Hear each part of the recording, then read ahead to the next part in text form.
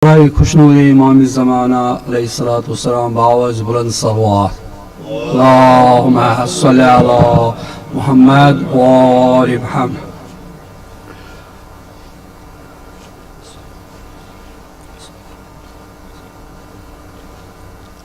बिस्मिल्लाहिर रहमानिर रहीम। عن فاطمة الزهراء عليها السلام بنت رسول الله صلى الله عليه وآله قال سمعت فاطمة قالت دخل علي أبي رسول الله في بعض الأيام فقال السلام عليك يا فاطمة فقلت وعليك السلام قال إني أجد في بدني ضعفا فقلت له أعيذك بالله يا أبتاه من الضعف فقال يا فاطمة ائتيني بالكساء اليماني فغتيني به فأتيت بالكساء اليماني فغتيت به وسرت أنظر إليه وإذا وجهه يتلألأ كأنه البدر في ليلة التمام وكمال. اللهم صل على محمد وآل محمد. فما قالت إلا الساعة وإذا بولدي الحسن قد أقبل وقال السلام عليك يا أماه فقلت عليك السلام يا قرة عيني والثمرة فؤادي فقال يا أماه إني أشم عندك رائحة طيبة كأنها راية جدي رسول الله فقلت نعم إن جدك تحت الكساء فأقبل حسن نحو الكساء وقال السلام عليك يا جداه يا رسول الله أتأذن لي أن أدخل معك تحت الكساء. اللهم صل على محمد وآل محمد. فقال وعليك السلام يا ولدي ويا صاحب حوزي قد أذنت لك فدخل معه تحت الكساء فما كانت إلا الساعة وإذا بولدي الحسين قد أقبل وقال السلام عليك يا أماه فقلت عليك السلام يا ولدي ويا قرة عيني والثمرة فؤادي فقال لي يا أماه إني أشم عندك رائحة طيبة كأنها رايحة جدي رسول الله فقلت نعم إن جدك وأخاك تحت الكساء فدنا الحسين نحو الكساء وقال السلام عليك يا جداه والسلام عليك يا من اختاره الله أتأذن لي أن أدخل معكما تحت الكساء فقال وعليك السلام يا ولدي ويا شافع أمتي قد أذنت لك فدخل معهما تحت الكساء فأقبل عند ذلك أبو الحسن علي بن أبي طالب وقال السلام عليك يا بنت رسول الله فقلت عليك السلام يا أبو الحسن ويا أمير ويا أمير المؤمنين.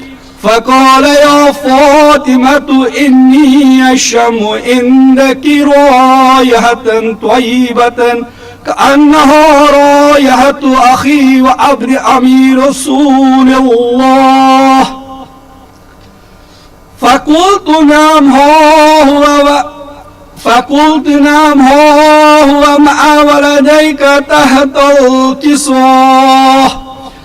فأقبل علي نحو الكسوة وقال السلام عليك يا رسول الله أتأذن لي أن أكون معكم تحت الكسوة.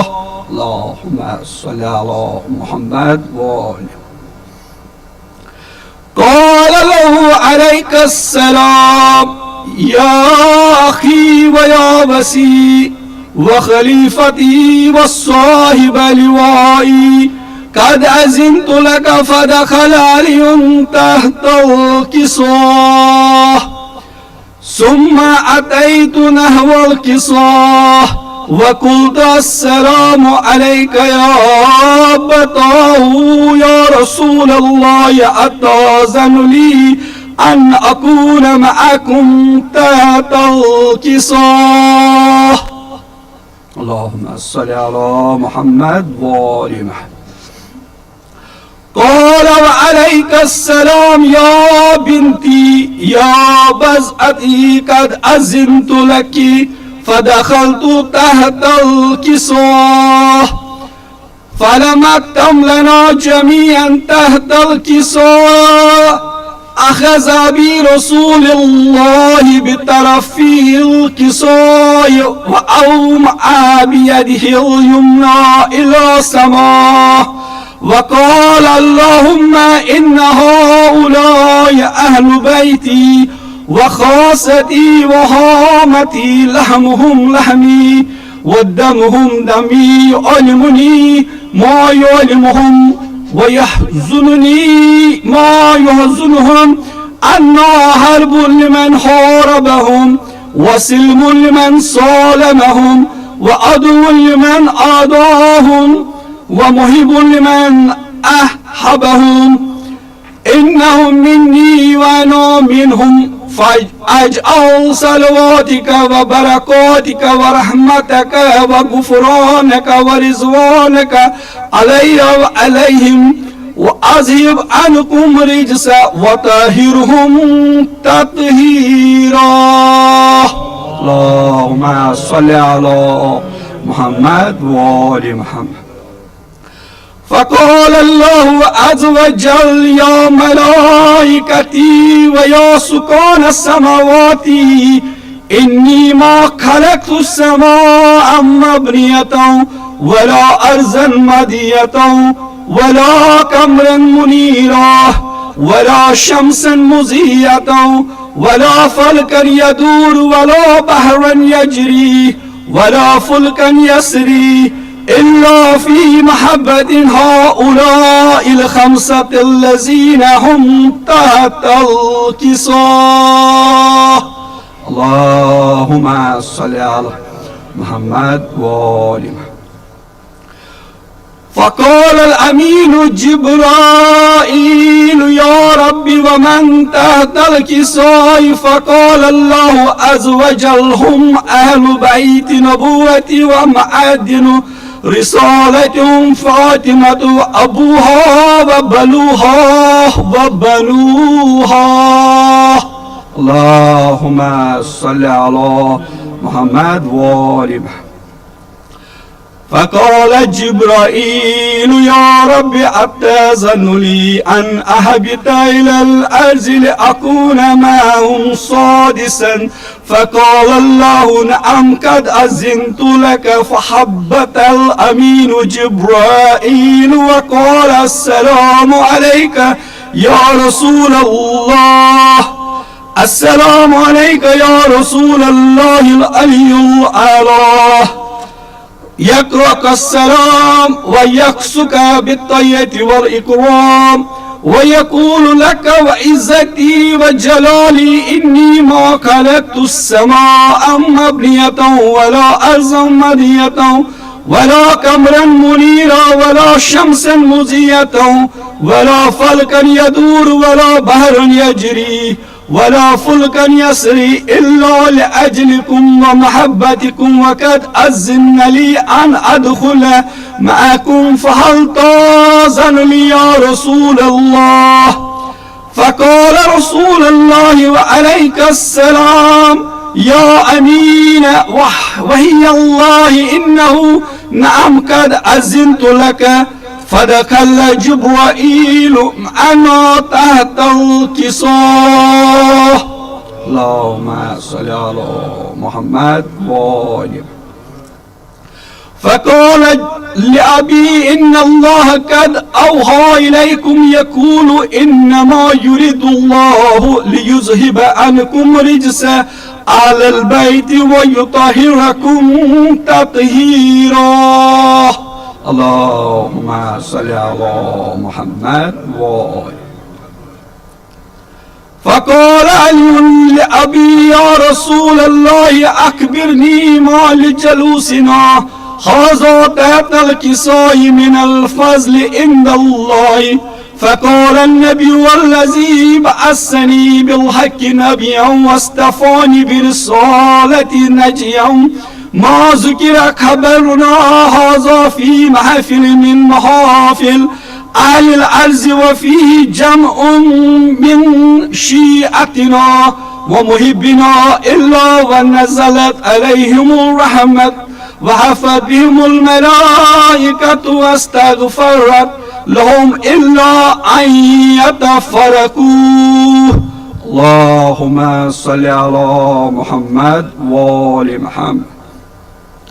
فقال علي إذن والله فزنا وفاز شيعتنا ورب الكعبة.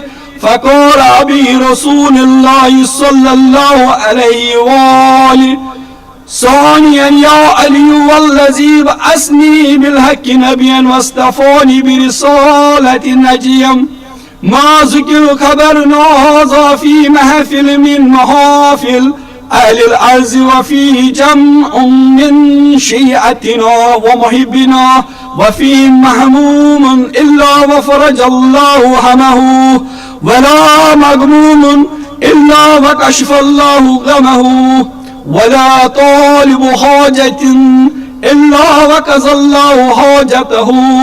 فقال أي إذن والله فزنا وصعدنا وكذلك شيعتنا فازوا وصعدوا في الدنيا والآخرة. اللهم صل على محمد وآل محمد. اللهم صل على محمد وآل محمد. اللهم صل على محمد وآل محمد ومحمد وآل محمد صلوات. اللهم صل على محمد.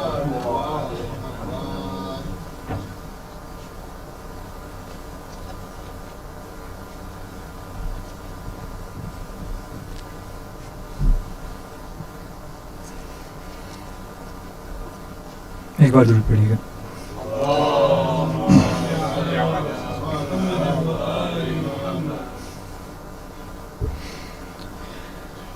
तू अगर होता तो ऐसा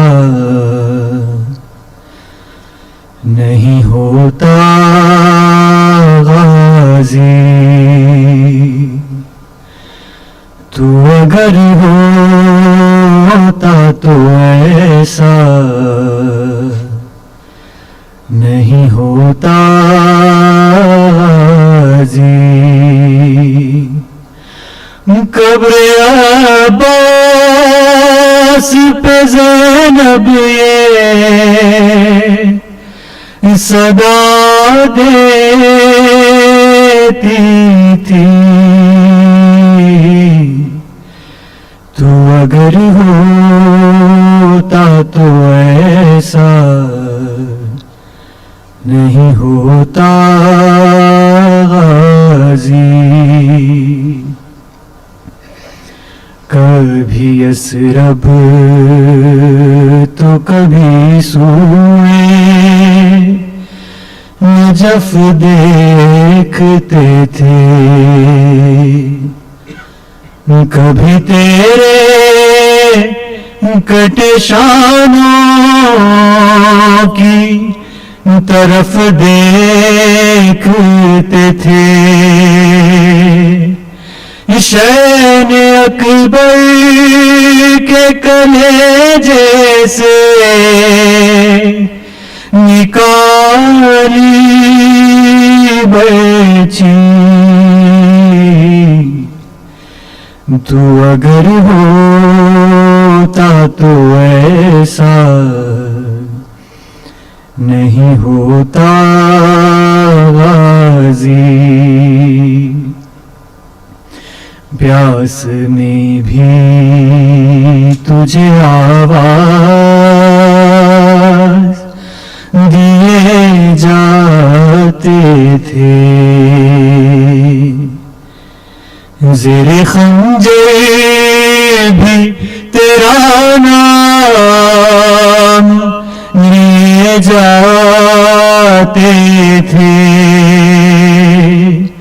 گردن شاہ پہ جب شمر چلاتا تھا چھری، تو اگر ہوتا تو ایسا نہیں ہوتا غازی، میرے ہاتھوں کو بھی رسی سے گیا تھا باندھا، میرے ہاتھوں کو بھی رسی سے گیا تھا باندھا، میں بھی ہاتھوں کا نہ لے پائی سہارا بھیا، جیسے تو زی سے گرا ویسے میں نہ کے سے گری، تو اگر ہوتا تو ایسا نہیں ہوتا غازی، کیسے بتلاؤں وہ دربار کا منظر بھیا، کیسے بتلاؤں وہ دربار کا منظر بھیا، کھلتا تھا سر سرور سے ستمگر بھیا، مارتا تھا میرے مظلوم کے ہونٹوں پہ چھڑی، تو اگر ہوتا تو ایسا نہیں ہوتا غازی، اور ہو گئی ثانی زہرا بھی ضعیفہ باس، سانس لیتی ہوں مگر میں نہیں زندہ باس، تیرے ٹکڑوں کی قسم تیری بہن ٹوٹ گئی، تو اگر ہوتا تو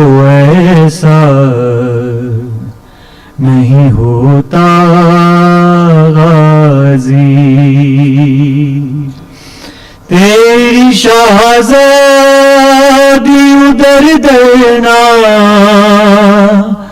پھر آئی جاتی،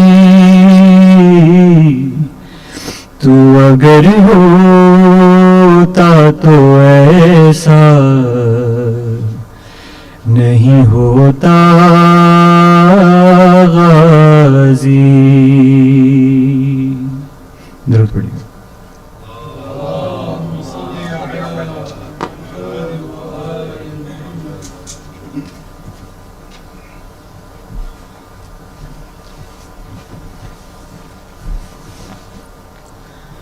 بر محمد وآل محمد صلوات.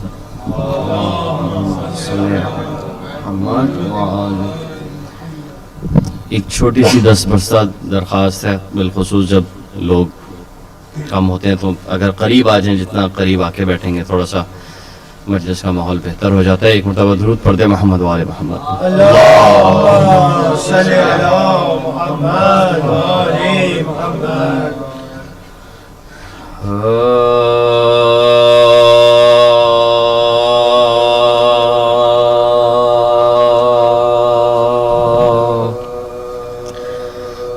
رن میں جبان ہوئے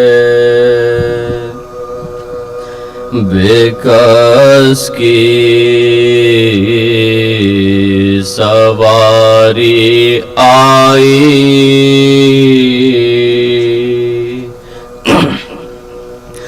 رن میں جبان ہوئے بے کس کی سواری آئی، لاش اکبر پئیے کرتی ہوئی زاری آئی. اٹھ میرے لال یہ مشتاق تمہاری آئی، دیکھو کس شان سے ہے اماں یہ تمہاری آئی، نہ تو ہودج ہے نہ محمل نہ ہماری بیٹا، سر کھلے بلوے میں ہے ماں کی سواری بیٹا، رن میں جوان ہوئے.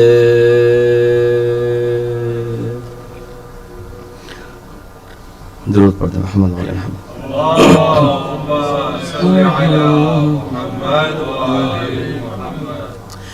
جناب نجم افندی کے سلام کی چند اشعار اپنوں کی سماعتوں کی نظر کر رہا ہوں. ایک مرتبہ درود پڑھ دے محمد وآل محمد.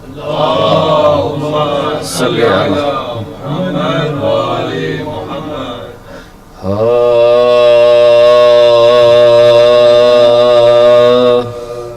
فطرہ دل گداز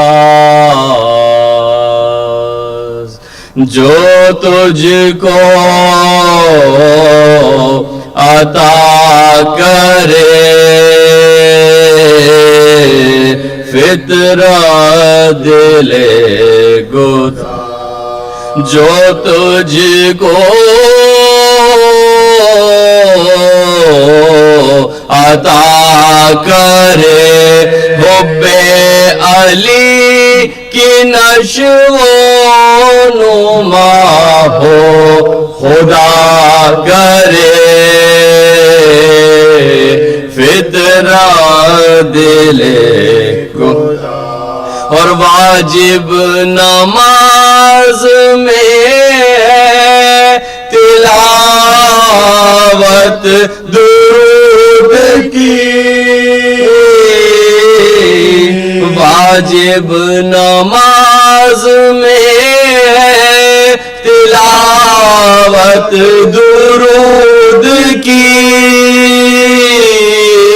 دشمن ہے اہل بیت کا حیران کیا کرے، دشمن ہے اہل بیت کا حیران کیا کرے، فطرہ دل گدا بیجا کیا علی کو خدا کہہ دیا، مگر مر مر کے جی رہا ہو نصیری تو کیا کرے، فطرہ دل گدا گو شیخ کعبہ ساکن یثرب سہی، مگر مجرم ہے جو نہ اجر رسالت ادا کرے، مجرم ہے جو نہ اجر رسالت ادا کرے، فطرہ دل گدا میں حیدری فقیر ہوں اے عرض کربلا، جلوہ دکھا حسین کا مولا بھلا کرے، فطرہ دل گدا اور عباس کے شعار وفا کی پناہ لو،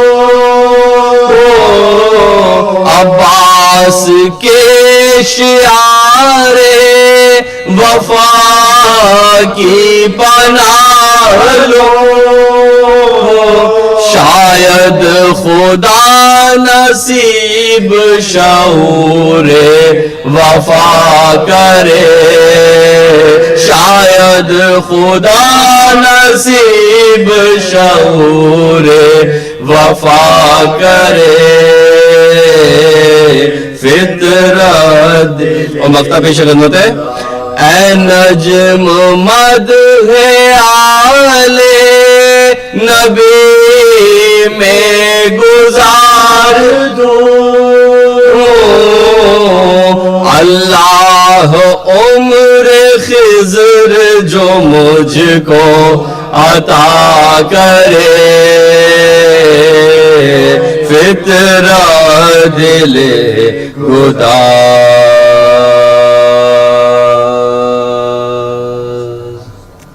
سورہ فاتحہ۔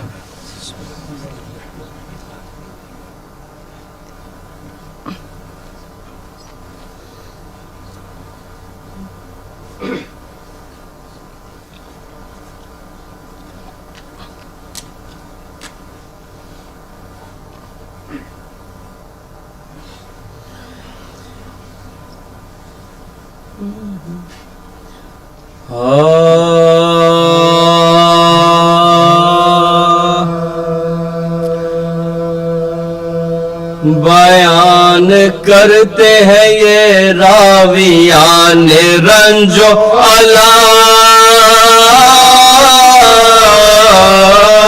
بیان کرتے ہیں یہ راویان رنج و الا کہ جب قریب قریب در کوفہ پہنچے اہل حرم، لٹک رہی تھی وہاں لاش مسلم پرغم، نگاہ پڑ گئی زینب کی اس پہائے ستم، نگاہ پڑ گئی زینب کی اس پہائے ستم، کہا سکینہ نے رو کر کے جی دھڑکتا ہے، یہ کس شہید کا لاشا پھوپھی لٹکتا ہے، یہ کس شہید کا لاشا پھوپھی لٹکتا ہے، پھوپھی سے کی سکینہ نے جس گھڑی تقریر، تو سر کو پیٹ کے بولی یہ زینب دلگیر، کہ کس طرح سے نہ یہ حال ہو تیرا تاغیر، پھوپھی نثار یہی ہے ہراول شبیر، پھوپھی نثار یہی ہے ہراول شبیر، سوائے شکر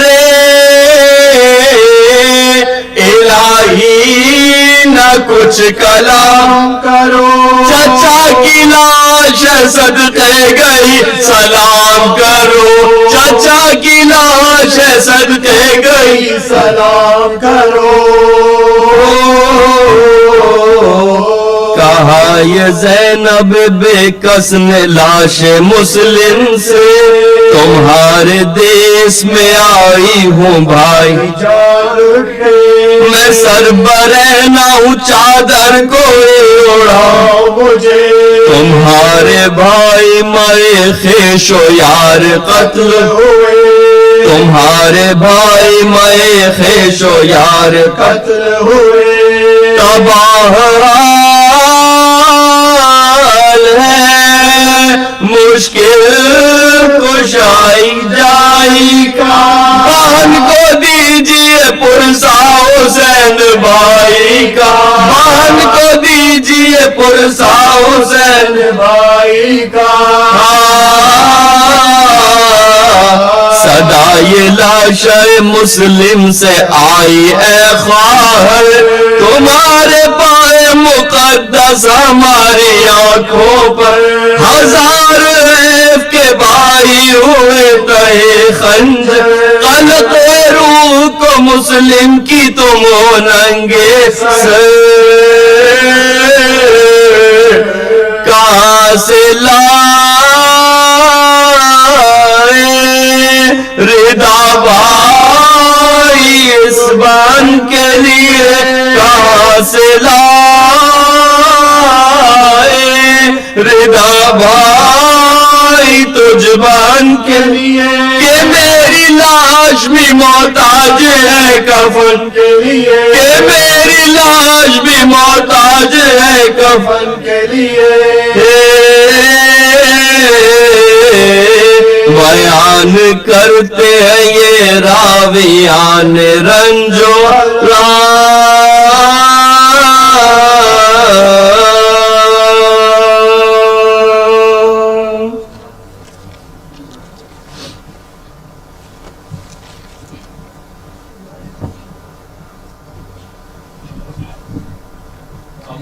محمد صلوات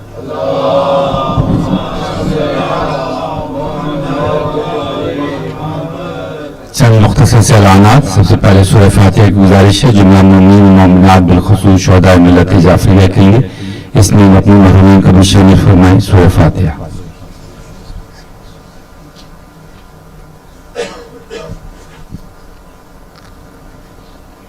بابلین بنی ہاشم صاحب کی جانب سے جو مجلس ہزار کا سلسلہ یکم محرم سے شروع ہوا ہے وہ انشاءاللہ 7 ربیع الاول تک اسی طرح جاری رہے گا۔ یہ تمام مجلسیں نماز مغربین باجماعت کے ساتھ ہی شروع ہو جاتی ہیں۔ آپ سے گزارش ہے نماز مغربین میں شرکت فرمائیں تاکہ مجلسیں ٹائم سے ہی شروع ہو جائیں۔ 13 محرم سے 20 محرم جناب نبیل اوان صاحب کے انگلش مجلس سے خطاب فرما رہے ہیں۔ یوتھ سے اسپیشل گزارش ہے کہ وہ ضرور آئیں اور اپنے بچوں کو ساتھ لے کے آئیں، اور یوتھ ہمارے اگر آن لائن بھی ہیں تو ان سے گزارش ہے کہ وہ ضرور یہاں پہ بھی تشریف لائیں۔ 21 سے 30 جناب ڈاکٹر مرزا شفیق حسین شفق یہاں پہ خطاب فرمائیں گے، بابل بنی ہاشم سعودی کی جانب سے جو مجلسیں ہیں یہ تمام آپ کے تعاون سے ہی ممکن ہیں. آپ سے گزارش ہے کہ مجلسوں کو اسپانسر کریں. بابل کے فنڈ میں مجلس فنڈ میں جس طرح بھی ہو سکے اس کی اعانت فرمائیں. بابل کا پلیٹ فارم فرینڈ موجود ہے, ہمارے آن لائن موجود ہیں. جو ہمیں آن لائن سن رہے ہیں وہ ہمیں مجلس کے اسپانسرز کے لیے آن لائن بھی ٹرانسفر کر سکتے ہیں info@banihashim.org. اسی طرح بابل کی ممبرشپ جو کہ ہمیشہ ٹائم لمیٹڈ رہی ہے, یہ محرم سے 30 صفر تک. آپ سے گزارش ہے جنہوں نے ابھی تک ممبرشپ کے فارم فل نہیں کیے ہیں وہ ضرور فل کریں. فرنٹ ڈیسک پہ بھی موجود ہیں, ہماری ویب سائٹ پہ بھی موجود ہیں.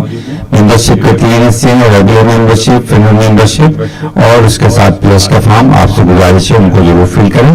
فیمل کے سلسلے میں بتاتا چلوں کہ یہ اگر اللہ نے کرے کسی فیملی میں ڈیتھ ہو جاتی ہے تو 18 سال تک کے بچے, ہسبینڈ وائف اور 18 سال تک کے جو بچے ہیں وہ ہماری اس ممبرشپ میں کور ہیں. آپ سے گزارش ہے آپ خود بھی لیں, دوسروں کو بھی لیں, کیونکہ ہمارے پاس سال میں ضرور کوئی نہ کوئی ایسے لاوارث مومنین مومنات کی خبر آ جاتی ہے اور ان کے تمام اخراجات آپ کے دیے فنڈ سے بابل بنی ہاشم سعودی جو ہے وہ ارینج کرتی ہے. اس کے ساتھ ہی جو ہمارے ممبر بن رہے ہیں اس سال, ہر سال کی طرح اس سال بھی ان کا نام زیارت ڈرا میں جائے گا, چاہے وہ لیڈیز ہوں, فیملی ہوں یا سنگل ہوں, اور جس کا نام بھی زیارت ڈرا میں نکلے گا بابل بنی ہاشم سعودی اس کو اپنے خرچے پہ زیارات کے لیے روانہ کرے گی. بابل کے پاس خمس کا اجازت نامہ موجود ہے. آپ سے گزارش ہے کہ خمس ادا کر کے اس کی ٹیکسیبل رسید آپ لے سکتے ہیں. اس کے ساتھ ہی میں گزارش کروں گا جناب کے نبیل اوان صاحب سے کہ آپ تشریف لائیں, آج کی مجلس سے عطا فرمائیں. بآواز بلند صلوات.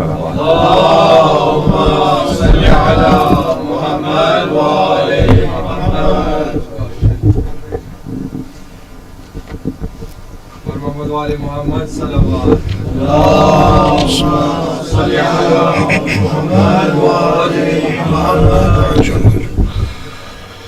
ما شاء الله لا حول ولا قوة إلا بالله العلي العظيم. حسبنا الله ونعم الوكيل, نعم المولى ونعم النصير. ربي اشرح لي صدري ويسر لي أمري واحلل عقدة من لساني يفقه قولي. أعوذ بالله من الشيطان اللعين الرجيم. بسم الله الرحمن الرحيم. الحمد لله الذي جعل الحمد مفتاحا لذكره وسببا للمزيد من فضله ودليلا على آلائه وعظمته. ثم الصلاة والسلام والتحية والإكرام على النبي الأمي المكي المدني الهاشمي الذي سمي في السماوات بأحمد وفي الأراضين بأبي القاسم محمد. اللهم صل على محمد وآل محمد وعلى أهل بيته الطيبين الطاهرين المعصومين الهداة المهديين, سيما أولهم أمير المؤمنين وآخرهم بقية الله في الأراضين, روحي وأرواح العالمين لتراب مقدمه الفداء. ورحمة الله على محبيهم ومواليهم وشيعتهم أجمعين, ولعنة الله على أعدائهم ملعونين. أما بعد, for the happiness of Hazrat Zahra Marziyah, for the enlightenment of the graves of your marhumin, of the graves of the Shuhada, Ulama and Siddiqeen, for the safety of the followers of Ahl al-Bayt around the world, and for the safety and the hastening of the reappearance of Hazrat Baqiyatullah al-A'zam Arwahun al-Fida, please recite your loudest salawat. Allahumma salli ala Muhammad wa ali Muhammad. We pray to Allah subhanahu wa ta'ala for the sake of this azan, for the sake of this gathering. Ya Allah, forgive our sins. Ya Allah, forgive the sins of our parents. Oh Allah, those of our parents that are alive, give them long lives. Those of our parents that have left this world, give them a place next to Ali Muhammad in Jannah. Oh Allah, those who are ill, give them shifa'ah. Those who are in debt, clear their debts. Ya Allah, give victory and sanctuary to the people of Palestine. Ya Allah, destroy every oppressor wherever in the world there may be. Ya Allah, give us tawfiq to go on the ziyarat of Abi Abdullah this year and every year. Ya Allah, give us tawfiq for Hajj and Umrah every year. Ya Allah, hasten the reappearance of the Imam of our time and allow us to be amongst his true muntadhirin, his true waiters, for the acceptance of these du'as and any other du'as that you brothers and sisters have brought. Please recite another of your loudest salawat ala Muhammad wa ali Muhammad. Allahumma salli ala Muhammad wa ali Muhammad. All praise due to Allah subhanahu wa ta'ala, the one who's Rahman and the one who's Rahim. Yesterday we began our discussion around the Day of Judgment. And we said, when we spoke about the various names that the Day of Judgment has within the Holy Quran and the categories of those names, that some of them are indicative of what that day actually is, whereas others are have more of an inclination towards the spirit of that day, what will seek to be achieved on that day. And then we went one step further and we spoke in some detail around the particulars of that day and how this topic would unfold. And I said yesterday very briefly that it's a day of huge fear for many people. They come out from the grave and everything all around them is falling apart. And we said that there were many signs, certain signs that categorize the closeness of the day, those signs that happen as the day begins, and those particulars of that day. And today, inshallah, we'll begin to look at some of those signs that are telling us that the day is coming near. When you look at the Day of Judgment and you look at the Holy Quran, you know, it's very clear that on that day there will be extreme panic amongst the whole human race. In Surah Al-Hajj, verse number 1, Allah subhanahu wa ta'ala says, Ya ayyuhan nas, ittaqu rabbakum inna zalzalata sa'ata shay'un azim. Says that, O people, have taqwa of Allah subhanahu wa ta'ala, for surely the earthquake, the violent earthquake of that hour is something to behold, is a grievous thing.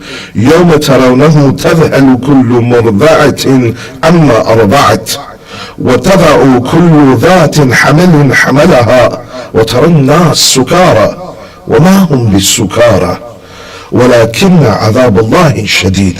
Says that on that day you will find that every woman that is breastfeeding her child shall throw her child aside, and every woman that is pregnant and with child will lose her child out of fear on that side. And you will see that people are like they are intoxicated. وَمَا هُمْ بِالسُّكَارَى, they're not drunk, except that they are seeing the adhab of Allah subhanahu wa ta'ala in front of them. And it's so severe that the people themselves don't know what to do, don't know where to look, don't know how to walk or whatever. They're stumbling around. There is sheer panic on that day. Nobody cares about anyone. There's fourth Imam says that on that day no one will care about anyone. Everyone will be concerned about themselves. Mother will run from her child, child will run from the father. No one will want to be friends with anyone. Everyone will run from each other for fear that that person may take some deeds from them that could help them enter into Jannah and avoid the adhab. It is so shocking that I mentioned yesterday that one of the things that Allah subhanahu wa ta'ala says in Surah Anbiya verse 97 says, وَارْتَقِبْ وَعْدُ الْحَقِّ فَإِذَا هِيَ شَاخِصُةُ أَبْصَارِ الَّذِينَ كَفَرُوا. Says that on that day when that true promise draws near, you will see that the eyes of the disbelievers will be popping out of their skulls. They will be so wide it will be as if their eyeballs are about to fall out of their skull because of the shock of what they're seeing around them. And they will call out, Ya waylana, a woe unto us, قَدْ كُنَّا فِي غَفْلَةٍ مِّنْ هَذَا بَلْ كُنَّا ظَالِمِينَ, that we were inattentive of this reality, and surely we have been oppressors, surely we were oppressive. I said yesterday that Allah subhanahu wa ta'ala, when talking about Yawm al-Qiyamah, when talking about the realities of those of existence beyond the curtain of the barzakh, he himself, he said, لَقَدْ كُنْتُ فِي غَفْلَةٍ مِّنْ هَذَا وَكَشَفْنَا عَنْكَ غَطَائِكَ فَبَصُرُكَ يَوْمَ حَدِيدٍ. That now that we have removed these curtains, this is that reality you are inattentive of. Now your eyes are sharp, now you see everything. This is that reality that you did not want to think about. This is that reality that you buried your head in the sand about. But now this is the reality that you cannot escape. وَلَا يُمْكِنُ الْفِرَارُ مِنْ حُكُومَتِكَ. And this is what Amir al-Mu'mineen refers to in Dua Kumail, when he says these lines, that how is it possible that I could flee from your kingdom? Because on that day, it is only the kingdom of God. Allah will call out multiple times, لَمِنِ الْمُلْكَ الْيَوْمِ. Tell me whose kingdom is it today? Those of you that walked across this earth with arrogance, those of you that oppressed other people, those of you that took away the rights of others, لَمِنِ الْمُلْكَ الْيَوْمِ. Tell me whose kingdom is it today? لِلَّهِ وَاحِدِ الْقَهَّارِ. It is only the kingdom of Allah. It is only the authority of Allah that manifests itself on this day. No one can question, no one can walk, no one can speak. And we'll look at all of this in the coming nights. It's such a scary time that even the angels are afraid of it. Even the angel of death, even every single one of the angels. It is something that is feared by everything that is cognizant in this world. A time where they will be raised and questioned by Allah subhanahu wa ta'ala himself. One day one of the prophets of God is walking with his companions, and they come across a graveyard where the bodies of Bani Israel have been buried. And so this prophet of God turns to his companion and says, would you like to hear what they have to say? So they say yes. So this prophet, he calls out, says, Ya Ahl al-Qubur, is there none of you that wish to speak to us?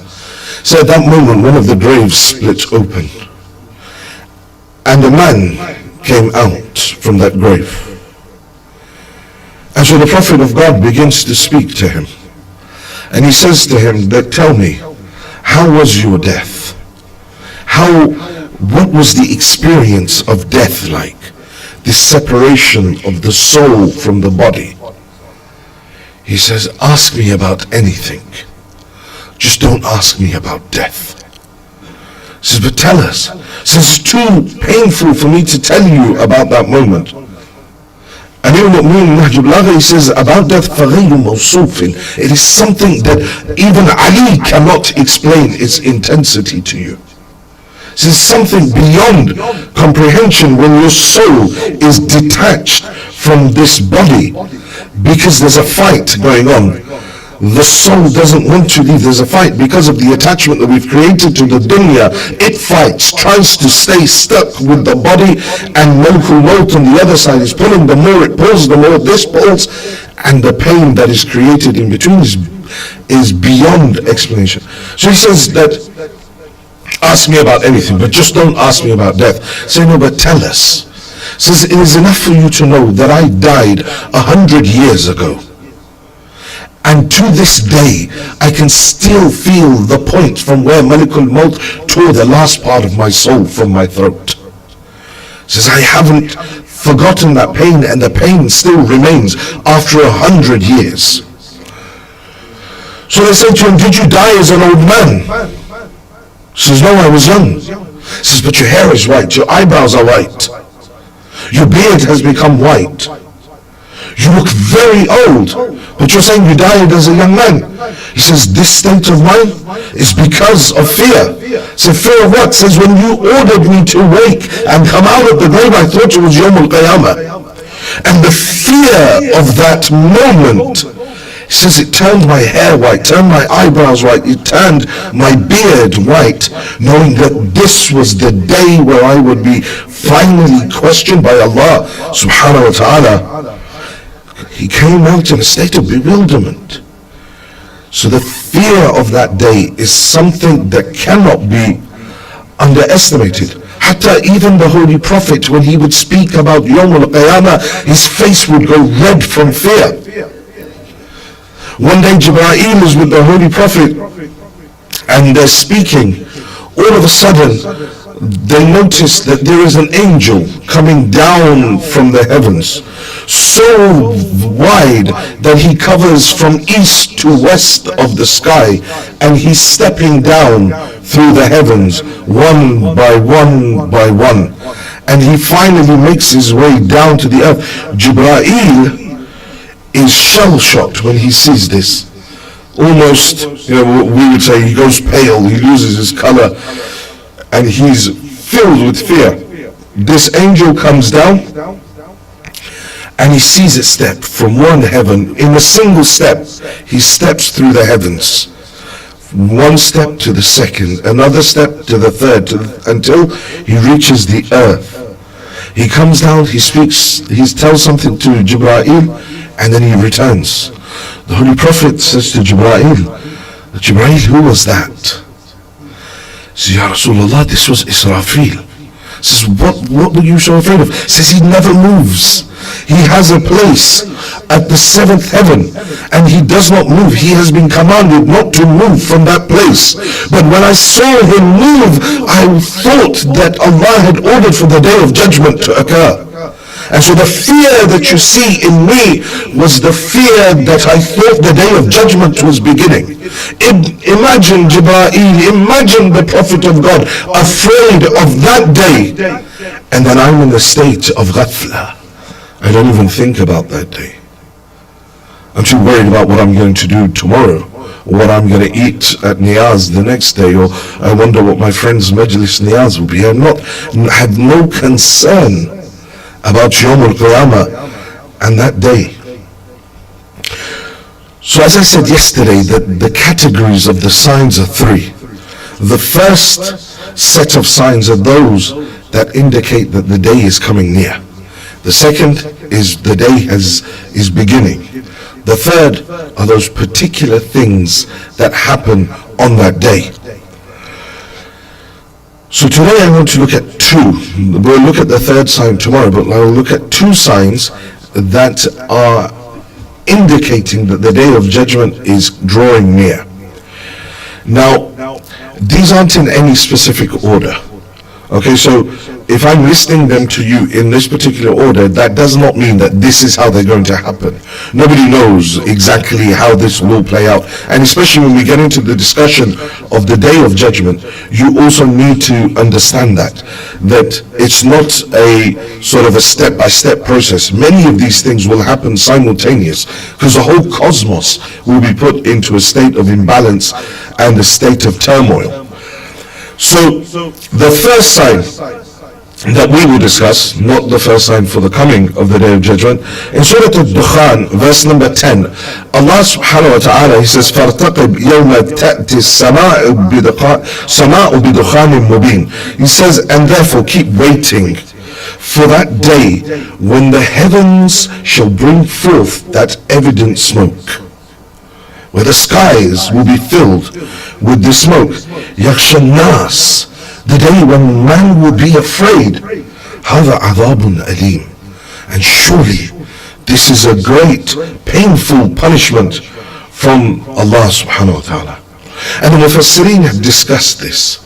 Some have said, no, this is in reference to one of the du'as that the Holy Prophet gave to the Quraysh. When they were boycotting him and oppressing him and the other Muslims, the Holy Prophet raised his hands and he said, Oh Allah, place upon them the famine like you placed upon the people of Yusuf alayhi salam, so that they realize. And so a great famine befell the Quraysh, and they became so hungry that it was as if there was smoke in their sight. Everything became dark. Every time they looked at the sky, it was filled with darkness for them. Eventually, when they reached the point of trying to eat bones that were coming out of the ground or that they found, they finally went to the Prophet and said, we thought you said you were supposed to be a mercy upon mankind. So what is this that you have done to us? we will believe in your religion, just ask your Lord for forgiveness, ask Allah for forgiveness.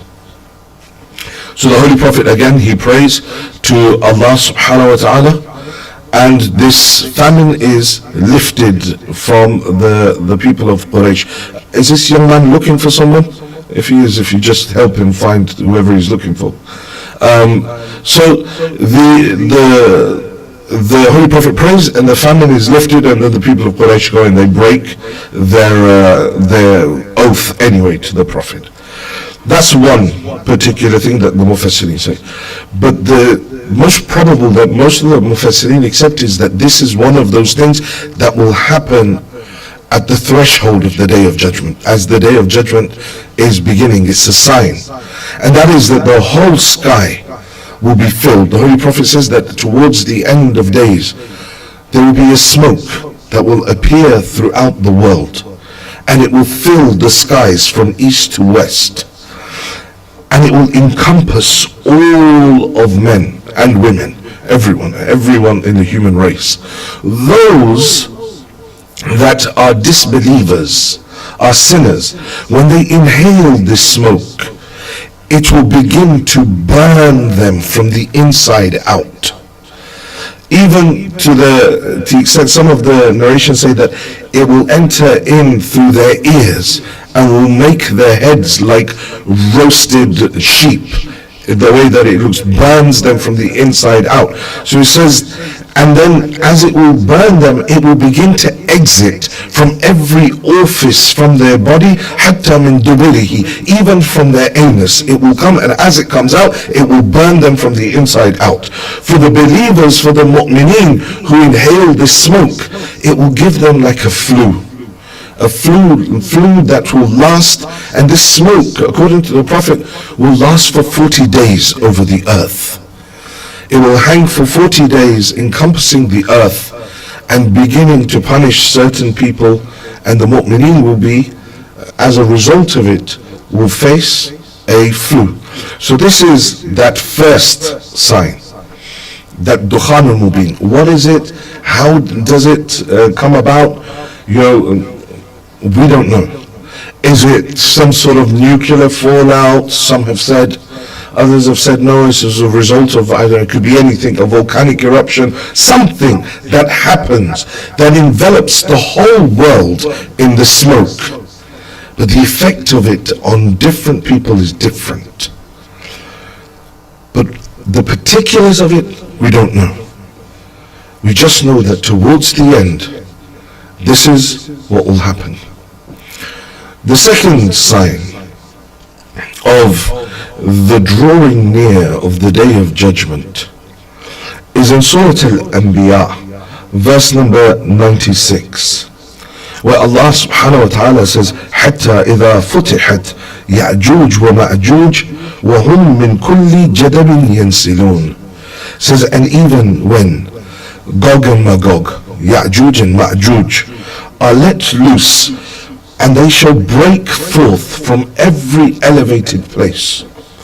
Ya'juj and Ma'juj are the tribe that Zulqarnain alayhi salam, when he is passing through on his travels, he comes across a land where the tribes of that land say to him that there is a tribe that keeps coming from between this valley and attacking us in the middle of the night. They're cannibals, they're taking people away, they're eating them, they're killing people, they're killing our livestock, and they've made our life hell. So then what Zulqarnain alayhi salam, with God endowed knowledge, he says to them, then bring me blocks of iron. And so they bring him blocks of iron, and he builds a wall made of iron. And this itself is part of the miracle of Zulqarnain alayhi salam, that he then begins to display more advanced technologies such as welding. He welds together all of the thing. Then he tells them, you bring for me copper, and then he pours copper over this iron, says this will stop it from rusting. So he builds this wall and he traps Ya'juj and Ma'juj in this valley, unable to escape. And it is in the narrations that they go every day and they're trying to break this wall. When they make a certain amount of headway from it, but then it regenerates itself, and they will not be allowed to leave until the day of judgment itself, or before the day of judgment. But when they come back out, they will continue to do what they did when they were around. That is, rape, pillage, consume other human beings, kill, take over. They were savages in their approach. Now when you look at who is it that these people are, who are Ya'juj and Ma'juj? And many people have discussed, but when you look at the descriptions of it, many scholars have said that this tribe were a tribe that lived near modern-day Mongolia today, so around that area, and they had very specific characteristics. One of those characteristics was that they reproduced very fast. Their population grew massively and in a very short space of time. The other was that they were extremely skilled warriors and they were ruthless in their approach. Their numbers grew so fast that within the main Ya'juj and Ma'juj, there became smaller tribes that broke away.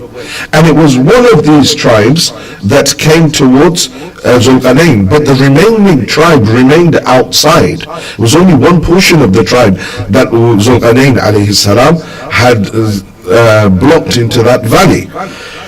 The other groups continued to grow. The other tribes of Ya'juj and Ma'juj continued to grow. And they lived and they spread right across modern-day Mongolia and China of today. They were known, as I said, for their military prowess and their savagery in what they did. And so the remaining tribes of Ya'juj and Ma'juj, in the 4th century, they brought the Roman Empire to its knees under a general by the name of Attila the Hun. And in the 12th century, they brought the Muslim Empire almost to its knees, having destroyed even the city of Baghdad under its general Genghis Khan. Meaning that it is the Mongolians or the Mongols that we know of in history that are the descendants of that original tribe of Ya'juj and Ma'juj. And you know of their ruthlessness. So towards the day of judgment, this tribe of Ya'juj and Ma'juj will once again break out from their prison, and they will spread across the earth to continue to spread their fasad and issues across the earth. And these two signs, and then tomorrow we'll talk about one more sign, or in fact I think we'll talk about it today. It'll save us some more time to discuss other things tomorrow. And the third sign is the sign of the Raj'at, the return. The Raj'at is of two types. There is what we could classify as the minor Raj'at and then the major Raj'at. And the Raj'at is such that in the Aqidah of the Ithna Ashari Shi'as, the Raj'at is considered a part of the deen, and the acceptance of the Raj'at is as important as the acceptance of all of the other Aqa'id of the deen.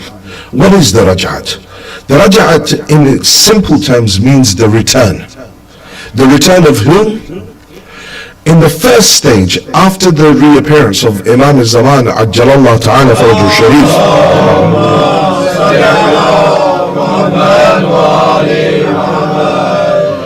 when the Imam returns, there is the narrations that say with him a group of individuals will also be raised. Those individuals that awaited their whole time. So in Dua Ahad, there is a line that we say, "Oh Allah, if death overcomes me in this state that I am waiting for my Imam, and he comes, فَأَخْرِجْنِي مِنْ قَبْرِي, take me out from my grave with my coffin on my body, and with my sword in my hand, with my spear ready, and answering to the call of the one that is calling out. So this raja'at, this return, certain individuals who lived a good life and desired to be by the side of the Imam of the time, and desired to be one of those that fought by the side of the Hujjah of Allah, they will be returned at that time when the Imam reappears, and they will come back into this world and they will fight alongside the Imam. Alongside that, those that were the ghasibin and those that were the oppressors of Ahlul Bayt alayhim salam will also be brought back, some of the major players, and they will face their adhab, and their adhab will begin from the dunya, and they will continue to face it until the day of judgment at the hands of the Hujjah of Allah. So this is the first phase of that raja'at. The good people, a handful or a group of the good that have passed, that actively awaited their Imam, will be brought back to fight alongside the Imam. And those oppressors will also be brought back, who will then be punished for the crimes that they committed, for that on the zahir they were not punished in this world for. And they will fight alongside the war will happen with the Sufyani and all of this, the Yamani, and everyone will come, and the major war and the destruction of Dajjal and the destruction and the killing of Shaitan, all of that will go down. And then the Imam alayhi salam will begin his dawla, his kingdom, his government will be established. That same government that we pray for every single year in dua iftitah for 30 days. Allahumma inna narghabu ilayka fi dawlatin karima تعز به الإسلام وأهله وتذل به النفاق وأهله. That Allah, I pray to you to bring about that dawlatun karima, that just kareem government of the Imam. So the Imam, he will rule over the earth for 40 years. يملأ الأرض عدلا وقسطا كما ملئت ظلما وجورا.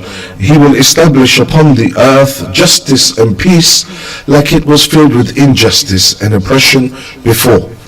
And so for 40 years, Imam al-Hujjah will rule over the earth, and there will be relative peace throughout the world. Everyone will live in equity. Until the 40th year of his reign, where he will then attain the status of a shaheed. Some say he will be poisoned, others say that a rock will be dropped on his head as he is walking, and he will enter into the realms of being a shaheed. At this point, we enter into the second phase of the raja'at, and this is the main raja'at. In this phase, one by one, each of the previous imams will return to the dunya and will rule over the earth. We don't know in which order it will happen, but we know this much. The first person to come back and bury Imam al-Hujjah will be none other than Abu Abdullah al-Hussein himself.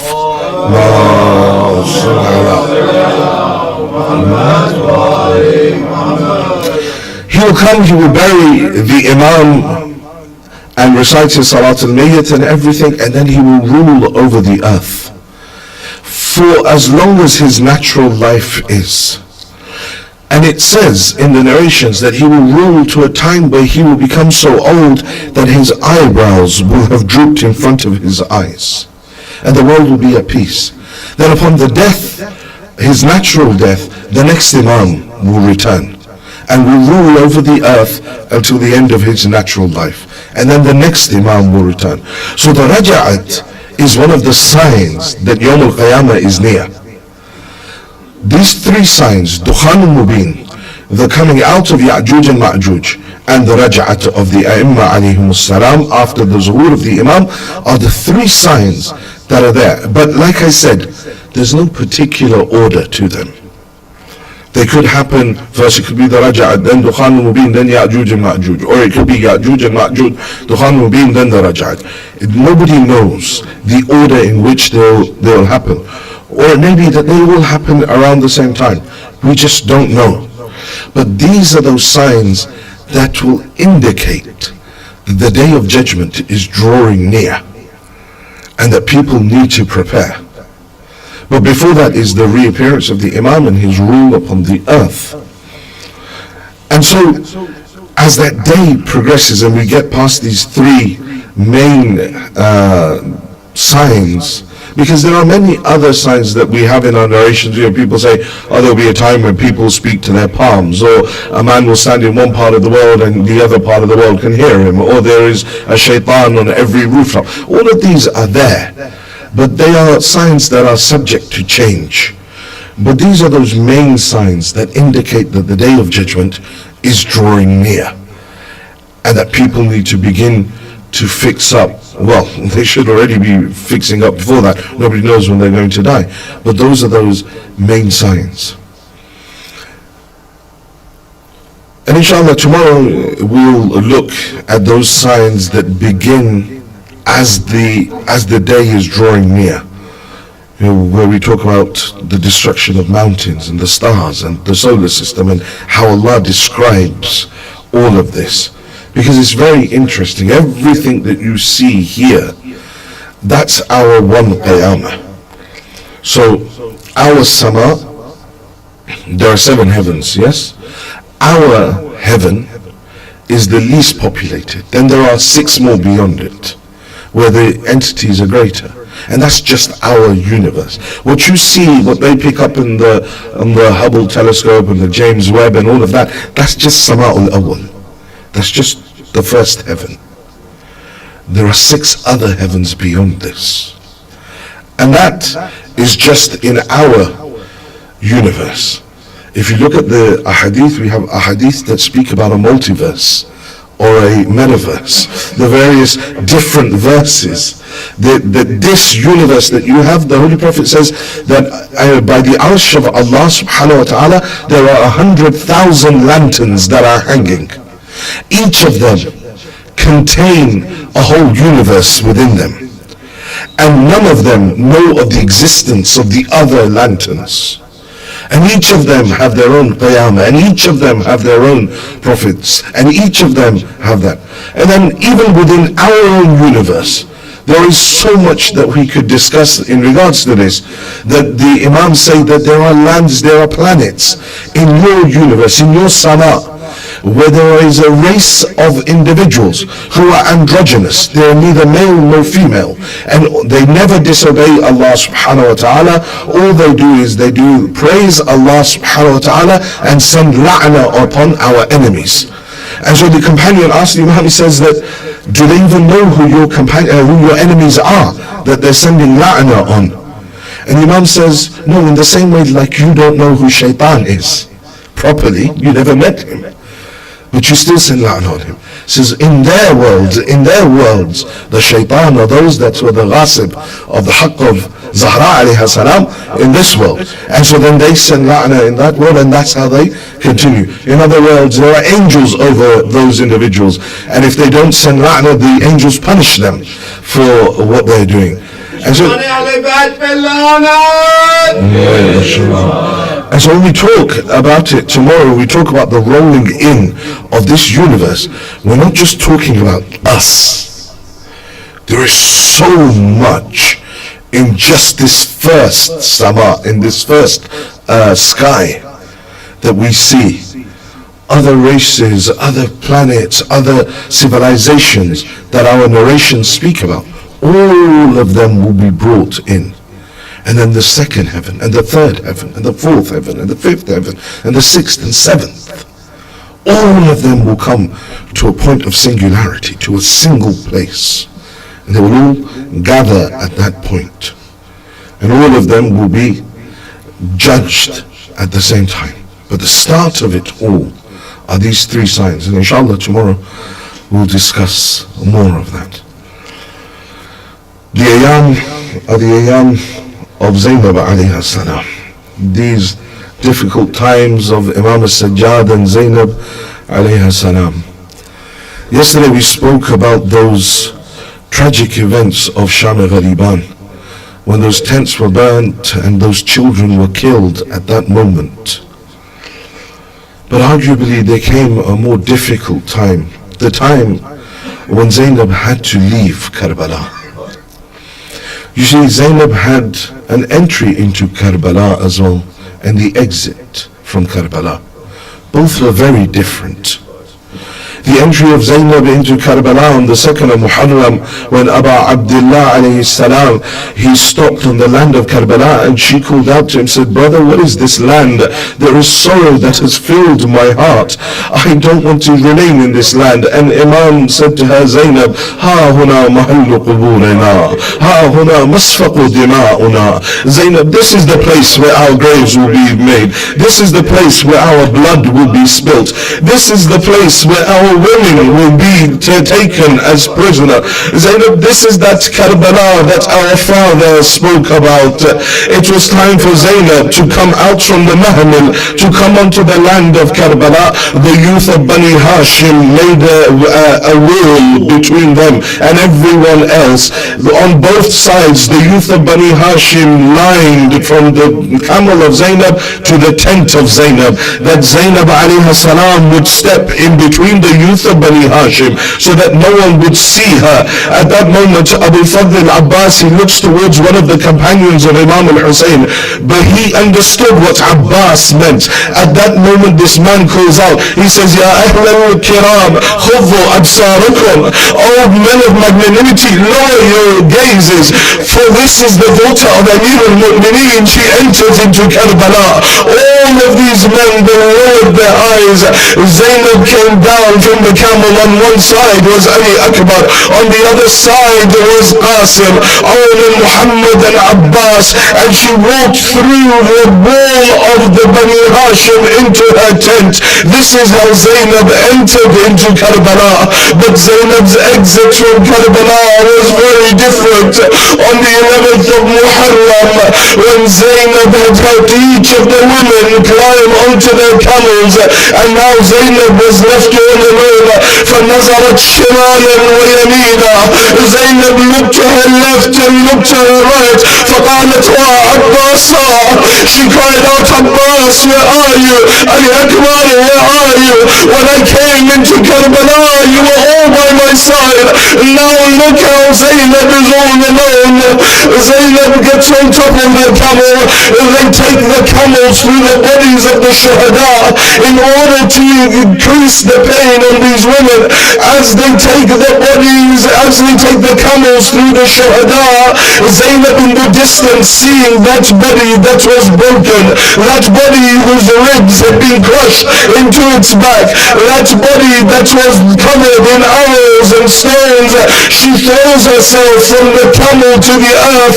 Zainab's hands were tied around her neck. She fell upon the earth upon her face. She stands and she runs towards that place where her brother lies. She ran and she sat. She stood again and she ran for a while and then sat again. They said, why is it Zainab would run and sit? Said one reason could be that Zainab was tired from Sham al-Riban. All night she was being Abbas. All night she took care of the women and the children, and so she couldn't sustain that running. But they say the second reason, and the most probable reason, and because the Maqtal says فَقَدْتُهُهُ بِسُيُّوفِهِمْ إِرْبَا, that they had mutilated the body of Abu Abdullah, and when they had run their horses over his body, the limbs of Hussein had become separated. Now as Zainab runs to her brother, she comes across the limb of her brother. She sits down on the ground, she kisses it, and she runs again till she finds another limb, and she kisses it until she reaches that pile where her brother lies. And the first thing she says as she looks at that battered corpse, that corpse that has been mutilated, Zainab all her life that had known Hussein, now she looks at him and says, Ha anta akhi, are you my brother Hussein?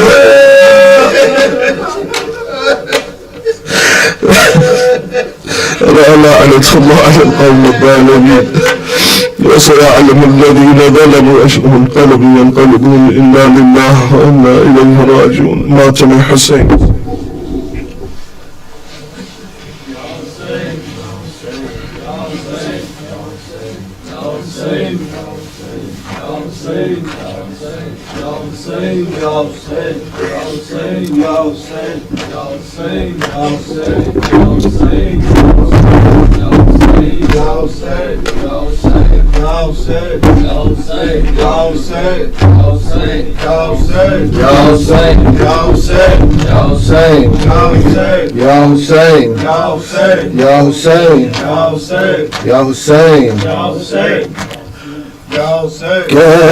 کیسے ہو مسلمان چراغوں کو بجھا دو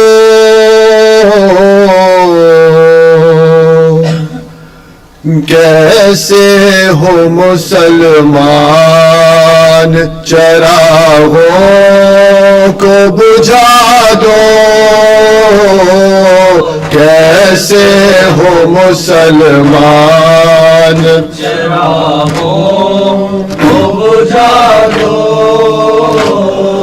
شہزادی کونین کھلے سر ہے دادو کیسے ہو مسلمان چراغوں کو بجھا دو کیسے ہو مسلمان چراغوں کو بجھا دو شہزادی کونین کھلے سر ہے ردا دو کیسے ہو مسلمان چراغوں کو بجھا دو کیسے ہو مسلمان چراغوں کو بجھا دو اٹھتا ہوا خیموں سے دھواں دیکھنے والوں اٹھتا ہوا خیموں سے دعا دیکھنے والوں اٹھتا ہوا خیموں سے دھواں دیکھنے والوں اسلام کے گھر میں ہے لگی آگ بجھا دو کیسے ہو مسلمان چراغوں کو بجھا دو کیسے ہو مسلمان چراغوں کو بجھا دو گھوڑوں سے تنے سبت نبی روند رہے ہو گھوڑوں سے تنے سے نبی روز رہے ہو گھوڑوں سے تنے سبت نبی روند رہے ہو در پہ ہے بہن رنگ کی ذرا خاک اڑا دو کیسے ہو مسلمان چراغوں کو بجھا دو کیسے ہو مسلمان چراغوں کو بجھا دو اس دن کے لیے پالا تھا کیا بنت نبی نے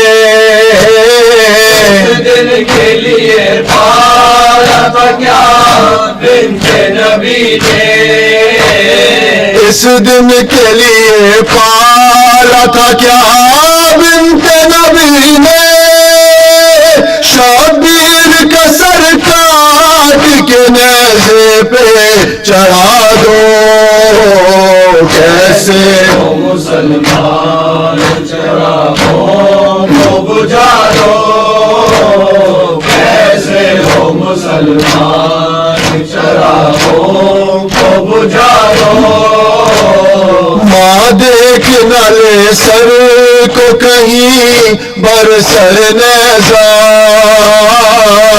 دیکھ نہ لے سر کو کہیں برسر نیزہ ماں دیکھ نہ لے سر کو کہیں برسر نیزہ جس پہ سر اصغر ہے ذرا دور ہٹا دو کیسے ہو مسلمان چراغوں کو بجھا دو کیسے ہو مسلمان چراغوں کو بجھا دو یہ شام کا بازار محمد کی نواسی یہ شام کا بازار محمد کی نواسی یہ شام کا بازار محمد کی نواسی اڑیا سر اس نام چادر تو اڑا دو کیسے ہو مسلمان چراغوں کو بجھا دو کیسے ہو مسلمان چراغوں کو بجھا دو گھبرا کے تماچوں سے یہ کہتی تھی سکینہ گھبرا کے تماچوں سے یہ کہتی تھی سکینہ گھبرا کے تماچوں سے یہ کہتی تھی سکینہ اچھی پھوپھی اماں میرے امو کو بلا دو کیسے ہو مسلمان چراغوں کو بجھا دو کیسے ہو مسلمان چراغوں کو بجھا دو اور شہزادی کونین کھلے سر ہے ردا دو یا حسین